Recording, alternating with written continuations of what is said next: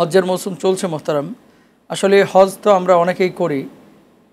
টাকা থাকলে কি একজন মানুষের উপর হজ ফরজ, নাকি টাকার একটা পরিমাণ আছে এবং শারীরিক সক্ষমতা, মানসিক সক্ষমতার এই বিষয়টাও শর্ত শরাইতের সাথে সম্পৃক্ত? কাদের উপরে কখন কত টাকা থাকলে বা কী পরিমাণ অর্থ থাকলে হজ ফরজ হয়?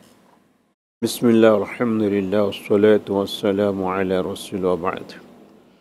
কোরআনে কারীমে আল্লাহ পাক বলেছেন, আউযু বিল্লাহি মিনাশ শাইতানির রাজীম, ওয়ালিল্লাহি আলান নাসি হিজ্জুল বাইতি মান ইসতাতা ইলাইহি সাবিলা।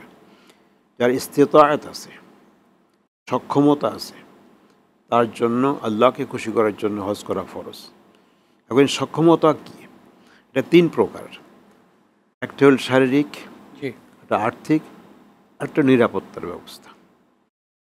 প্রথম হলো আর্থিক, অর্থাৎ মক্কা যাওয়া, মক্কা, মিনা, মুজদালিফা অর্থাৎ হজের কার্যগুলি সম্পাদন করার জন্য যাওয়া আসার অর্থ তার কাছে থাকা, জি, সেখানে থাকা, খাওয়া ইত্যাদি নিয়ে, এবং যেই পরিমাণ সময় সে বাইরে থাকবে, পরিবার থেকে আলাদা থাকবে, তার পোষ্যদের জন্য ওই টাইমের জন্য সেই প্রয়োজনীয় খাবার দাবার ইত্যাদি ব্যবস্থা করে দিয়ে যেতে পারে, তাহলে তার বোঝা গেল তার আর্থিক সক্ষমতা আছে। জি, দ্বিতীয় হলো শারীরিক সক্ষমতা, অর্থাৎ শারীরিক সুস্থতা। সে মক্কা শরীফ বা কার্যক্রমগুলো, আরাফা, মিনা, মুজদালিফা ইত্যাদি কার্যক্রমগুলি করার জন্য তার শরীরের শারীরিক অ্যাবিলিটি আছে কিনা, সক্ষমতা আছে কিনা। যদি সুস্থ থাকে তাহলে এটা আরেকটা স্তর। সক্ষমতা হলো শারীরিক সক্ষমতা বা সুস্থতা। আরেকটা হলো রাস্তা নিরাপদ হওয়া, অর্থাৎ রাস্তায় কোনো চোর চুরি ডাকাতি হবে, ডাকাত হাইজ্যাক করবে ওকে, অথবা কোনো ধরনের দুর্ঘটনা ঘটতে পারে, জি, যুদ্ধবিগ্রহের কারণে, বিভিন্ন কারণে নিরাপত্তার বিঘ্নত হতে পারে। এমন কোনো কিছু যদি হয় তাহলে নিরাপত্তাহীনতা ভোগবে সে। অথবা কোনো সরকার কর্তৃক যদি সে বাধাগ্রস্ত হয়, সরকার যেতে দিচ্ছে না, আর্থিক সক্ষমতা আছে, শারীরিক সক্ষমতা আছে, কিন্তু কোনো সরকার কর্তৃক তাকে বাধা দেওয়া হচ্ছে, যেতে পারবে না সে, তাইলে বোঝা গেল তার রাস্তা নিরাপদ নয়, যাওয়ার জন্য সে ফিট নয়। অতএব এই তিনটা ক্ষমতা যখন তার থাকবে, সক্ষমতা আর্থিক, শারীরিক এবং রাস্তা নিরাপত্তা, এই তিনটা যখন কনফার্ম হবে এবং তার পরিবারের খরচ দেওয়ার মতো সামর্থ্য তার থাকবে, তাহলে তার উপরে হজ করা ফরজ, এবং জীবনে একবারই সে হজ করবে আল্লাহকে খুশি করার জন্য। শুকরান, জাযাকাল্লাহ। একজন কলার রয়েছেন, আমরা কথা বলার চেষ্টা করছি। আসসালামু আলাইকুম। ওয়ালাইকুম আসসালাম। আমি তোফাজ্জল হোসেন ঝিনাইদহ থেকে বলছি। জি, আপনার প্রশ্নটা বলেন। আমার প্রশ্ন হলো, আমি কিছুদিন আগে, 4-5 বছর আগে একটা মুদিখানা দোকান ছিল আমার। তা আমি ওই সময় খুবই অসুস্থ হয়ে যাই। অসুস্থ হওয়ার কারণে আমি আর দোকান চালাতে পারি না। মুদিখানার মাল শেষ হয়ে গেলে ওই দোকানে আমার স্ত্রী আর কি সেলাইয়ের কাজ করছে।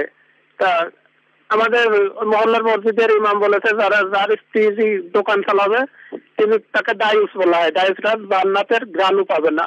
তা আমি তো বর্তমানে অসহায়, আমার সংসার চলে না, স্ত্রীর ইনকামে কত রকম চলে, তাই এ বিষয়ে কি বলবেন? খুব গুরুত্বপূর্ণ বিষয় ভাই, আপনি আমাদের সঙ্গেই থাকুন, আমরা আলোচনা করবো ইনশাল্লাহ। আসলে গ্রাম অঞ্চলে অনেক সময় এই ধরনের বিষয়গুলো যখন আসবে, বিজ্ঞ প্রাজ্ঞ স্কলারের কাছে এভাবে প্রশ্নগুলো জিজ্ঞেস করে নেবেন। সময় তো লাইভে লাইন পাবেন না, কিন্তু স্থানীয় যে বড় আলেম তার কাছে যাবেন, যিনি সত্যিকার অর্থে শরিয়া বোঝে।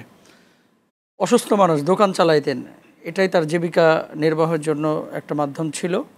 অসুস্থ হয়ে যাওয়ার পরে কিভাবে চলবে, তাই স্ত্রী সেখানে দোকানদারি করেছে। ইমাম সাহেব ফতোয়া দিয়েছে, কেউ যদি ফতোয়া বলতে মানে সমাধান দিয়েছেন, কেউ কারো স্ত্রী যদি দোকানে বসে সে দায়ুস, সে জান্নাতে যাবে না। এই বিষয়টাকে আপনি কিভাবে দেখছেন? ইসলাম কি আসলে এই বিষয়গুলোকে এভাবে বলেছে, নাকি এক্ষেত্রে কোনো দিক নির্দেশনা আছে? জি, আসলে মহিলাদের কর্মক্ষেত্র জি, শুধুমাত্র যে ঘরে সীমাবদ্ধ তা নয়। বিশেষ করে এই ব্যক্তি, এই ভাই, জি, যিনি অসুস্থ হওয়ার কারণে তার দোকান চালাতে পারছেন না, এখন তার স্ত্রী যদি হিজাব রক্ষা করে, আমন রক্ষা করে, যদি তার দোকানটা পরিচালনা করতে চায়, আর অন্য কোনো ব্যবস্থাও তার নেই, অথবা অন্য কোনো লোক নেই যাকে দিয়ে সে দোকানটা চালাতে পারে, কোনো পুরুষ নেই, ছেলে নেই, ভাই নেই, অথবা অন্য কেউ, তাহলে সেই অবস্থায় সংসার পরিচালনার জন্য এবং তার চিকিৎসার জন্য স্ত্রী তার হিজাব রক্ষা করে, তার আমন রক্ষা করে, সে দোকানদারি করতে পারবে, এতে কোনো সমস্যা হবে না, শরীয়ত দৃষ্টিতে এটা জায়েজ। এবং এটা সাহাবাদের মাঝে কেউ কেউ এটা করেছেন, অতএব এটা করতে পারবে প্রয়োজনের স্বার্থে, বিনা প্রয়োজন নয়। এটা এমনি শখে বসে তা না, এটা বিশেষ প্রয়োজনের খাতিরে এটা করতে পারবে এবং এটা জায়েজ হবে।